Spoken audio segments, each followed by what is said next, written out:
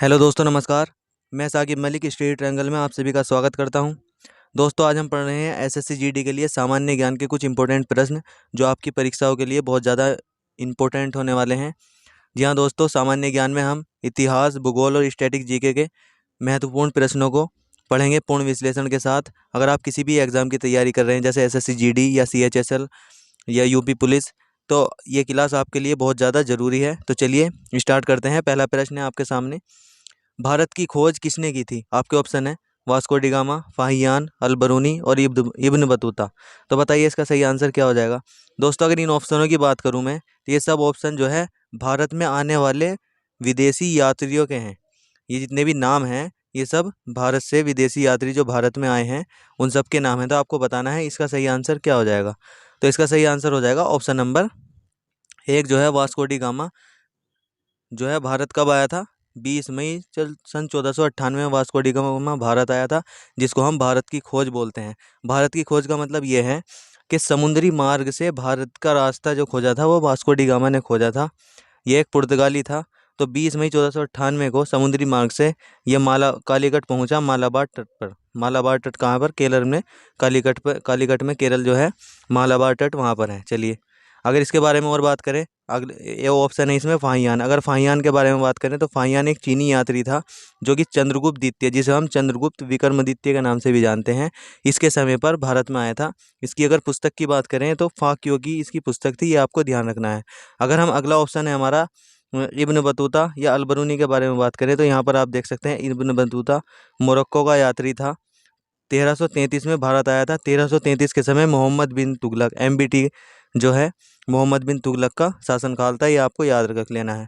अगला प्रश्न आपके सामने, भारत की मानक समय रेखा कौन सी है? दोस्तों, अगर भारत की मानक समय रेखा की बात करें तो कौन सी है? ऑप्शन है 82.5 डिग्री पूर्वी देशांतर, 82.5 डिग्री उत्तरी देशांतर, 82.5 डिग्री पश्चिमी देशांतर रेखा, या 22.5 डिग्री पूर्वी देशांतर रेखा। तो बताइए इसका सही आंसर क्या हो जाएगा। अगर मानक समय रेखा की बात करें तो दोस्तों, जितने भी हमारी देशांतर रेखा हैं ये सभी समय को दर्शाती हैं। तो हमारी जो मानक समय रेखा है जहाँ से हमारा समय माना जाता है वह कौन सी हो जाएगी? ऑप्शन नंबर एक, इसका सही आंसर हो जाएगा 82.5 डिग्री जो पूर्वी देशांतर है। ये भारत की मानक समय रेखा है, जिसको हम यामियोत्तर रेखा भी बोलते हैं। अगर हम भारत की मानक समय रेखा की बात करें तो आप यहाँ पर देख सकते हैं, ये भारत की मानक समय रेखा है 82.5 डिग्री पूर्वी देशांतर। ये भारत के किन किन राज्यों से होकर गुजरती है आप यहाँ पर देख सकते हैं। ये इलाहाबाद के नैनी में, यहाँ पर इसका मेन पॉइंट है। इलाहाबाद में एक नैनी स्थान है जिसको हम मिर्ज़ापुर बोलते हैं। ये यहाँ से होकर गुजरती है। किस किन राज्यों से गुजरती है? यहाँ पर पहला हो जाएगा उत्तर प्रदेश, यहाँ पर मध्य प्रदेश, छत्तीसगढ़, उड़ीसा और आंध्र प्रदेश। ये सब 5 राज्य हैं जिसमें हमारी भारत में जो है 82.5 डिग्री पूर्वी देशांतर होकर गुजरती है।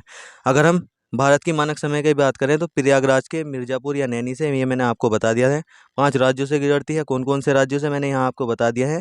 ये है उत्तर प्रदेश, मध्य प्रदेश, छत्तीसगढ़, उड़ीसा और आंध्र प्रदेश। आप यहाँ पर इसमें देख सकते हैं। नेक्स्ट प्रश्न है आपका, अर्जुन पुरस्कार की शुरुआत किस वर्ष हुई थी? अगर अर्जुन पुरस्कार की बात करें कि अर्जुन पुरस्कार की शुरुआत की किस वर्ष हुई थी, सबसे पहले इसका राइट आंसर हो जाएगा ऑप्शन नंबर 3, सन 1961 में अर्जुन पुरस्कार की शुरुआत हुई थी। ये आपको याद रख लेना है। इसके लिए एक इम्पोर्टेंट फैक्ट है, अर्जुन पुरस्कार खिलाड़ियों को दिए जाने वाला पुरस्कार है। जी हाँ दोस्तों, ये खिलाड़ियों को दिया जाता है जो कि भारत सरकार के द्वारा खेल के क्षेत्र में उत्कृष्ट प्रदर्शन के लिए दिया जाता है। इस पुरस्कार का प्रारंभ सन 1961 में हुआ था। पुरस्कार स्वरूप 15 लाख रुपये की राशि। अगर हम पुरस्कार की बात करें कि जो अर्जुन पुरस्कार है उसमें कितनी राशि मिलती है? पुरस्कार में 15 लाख रुपए की राशि, और अर्जुन अर्जुन की कांस्य प्रतिमा और एक प्रशस्ति पत्र दिया जाता है। जी हाँ दोस्तों, जो अर्जुन था, जो महाभारत में अर्जुन था, उसकी एक कांस्य प्रतिमा दी जाती है और 15 लाख रुपए दिए जाते हैं। ये आपको याद कर लेना है।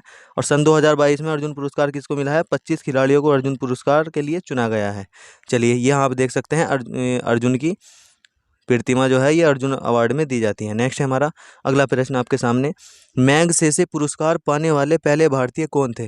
अगर हम मैगसेसे पुरस्कार की बात करें तो ये पहले भारतीय कौन थे? तो इसका राइट आंसर हो जाएगा ऑप्शन नंबर 1, विनोबा भावे जो है मैगसेसे पुरस्कार पाने वाले पहले भारतीय थे। अगर हम विनोबा भावे के बाद में बात करें तो एशिया का नोबल किसको बोलते हैं हम? यहाँ पर मैग्सेसे पुरस्कार को हम एशिया का नोबल पुरस्कार बोलते हैं, ये आपको ध्यान रखना है। एशिया का नोबल पुरस्कार मैग्सेसे पुरस्कार को बोला जाता है। अगर हम नेक्स्ट बात करें विनोबा भावे के बारे में, तो इन्होंने भूदान आंदोलन चलाया था भूमि दान करने के लिए। विनोबा भावे को साल 1958 में प्रथम रेमन मैग्सेसे पुरस्कार दिया गया। उन्हें मरणोपरांत मतलब उनके देहांत के पश्चात जो है भारत सरकार ने सन 1983 में उनको भारत रत्न अवार्ड दिया। अगर अगले ऑप्शन की हम बात करें, रविंद्रनाथ टैगोर। रविंद्रनाथ टैगोर में क्या है? भारत का राष्ट्रीय गान जनगण मन इन्होंने ही लिखा। इसके रचयिता कौन है? जनगण मन के रविन्द्रनाथ टैगोर। सबसे पहले 27 दिसंबर सन 1911 में भारतीय राष्ट्रीय कांग्रेस का कलकत्ता अधिवेशन था, उसमें जनगण मन को गाया गया। और अगर हम जनगण मन जो हमारा राष्ट्रीय गान है इसकी बात करें, तो यह आधिकारिक रूप से 24 जनवरी सन 1950 को संविधान सभा द्वारा अपना लिया गया था। चलिए नेक्स्ट देखते हैं। यहाँ पर आप देख सकते हैं विनोबा भावे और ये रविन्द्रनाथ टैगोर जी।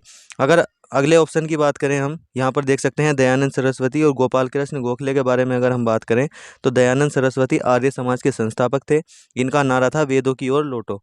अगर इनके बचपन के उनके नाम की बात करें, तो मूल शंकर जो है इनके बचपन का नाम था। अगर हम गोपाल कृष्ण गोखले की बात करें, गोपाल कृष्ण गोखले गांधी जी के राजनीतिक गुरु थे, ये आपको याद कर लेना है, बहुत ज़्यादा इंपॉर्टेंट। ये जितने मैं आपको फैक्ट बता रहा हूँ या इनका विश्लेषण कर रहा हूँ, ये आपकी परीक्षा के लिए बहुत ज़्यादा इंपॉर्टेंट है। तो दोस्तों अगर आपको हमारी वीडियो अच्छी लग रही है तो लाइक कर दीजिए और हमारे चैनल को सब्सक्राइब जरूर कर देना। नेक्स्ट प्रश्न है आपके सामने, स्वांग किस राज्य का प्रसिद्ध लोक नृत्य है? अगर स्वांग लोक नृत्य की बात करें कि स्वांग लोक नृत्य किस राज्य का प्रसिद्ध लोक नृत्य है? ऑप्शन है कर्नाटक, हरियाणा, तमिलनाडु या उत्तर प्रदेश। तो बताइए इसका सही आंसर क्या हो जाएगा? इसका सही आंसर हो जाएगा ऑप्शन नंबर 2, हरियाणा जो है, हरियाणा का स्वांग जो है लोक नृत्य है। अगर हम हरियाणा के और लोक नृत्यों की बात करें, तो आप यहाँ पर देख सकते हैं तीज नृत्य, लूर नृत्य, खोडिया नृत्य या फाग नृत्य। चलिए नेक्स्ट चलते हैं। अगर हम यहाँ देखें उत्तर प्रदेश के नृत्यों के बारे में, क्योंकि उत्तर प्रदेश यहाँ ऑप्शन में बहुत ज़्यादा इंपॉर्टेंट है, यहाँ से पूछ लिया जाता है। तो उत्तर प्रदेश के लोक नृत्यों के बारे में बात करें, तो रासलीला, रामलीला, ख्याल, नौटंकी, सकाल, स्वांग, दादरा और चरकुला नृत्य शामिल हैं। अगर हम भारत के शास्त्रीय नृत्य, जी हाँ दोस्तों, एक तो होते हैं लोक नृत्य जो कि फसलों की कटाई या किसी महत्वपूर्ण पर्व के लिए बनाए जाते हैं। एक होते हैं शास्त्रीय नृत्य जिसको हम क्लासिकल डांस बोलते हैं। तो भारत में कितने क्लासिकल डांस है, उनकी संख्या कितनी है? 8। ये आपको ध्यान रखना है। वे 8 के 8 कौन से हैं? भरतनाट्यम जो कि सबसे पुराना है, कुचिपुड़ी जो दक्षिणी पूर्वी तट पर होता है, कथक उत्तर प्रदेश के उत्तरी भारत में मनाया जाता है। और अगर कथकली की बात करें, ये केरल राज्य में का है। और मोहिनीअट्टम दक्षिण पश्चिम का है। और ओडिसी पूर्वी तट का है। मणिपुरी मणिपुर का है, पूर्वोत्तर का हो जाएगा। सत्रिया नृत्य जो है असम का है। ये आपको याद कर लेना है, बहुत ज़्यादा इंपॉर्टेंट है, इनसे एक प्रश्न पक्का पूछा जाता है। चलिए नेक्स्ट चलते हैं। तो दोस्तों ये थे कुछ हमारे प्रश्न पूर्ण विश्लेषण के साथ जो आपकी परीक्षाओं में बहुत ज़्यादा इंपॉर्टेंट है, आप सबको ये याद कर लेना है। और आपको हमारी वीडियो अच्छी लग रही है तो वीडियो को लाइक ज़रूर कर देना और हमारे चैनल को सब्सक्राइब कर देना और वीडियो को आगे शेयर करते रहना, जिससे हमें आपका सपोर्ट मिले। जय हिंद दोस्तों, धन्यवाद।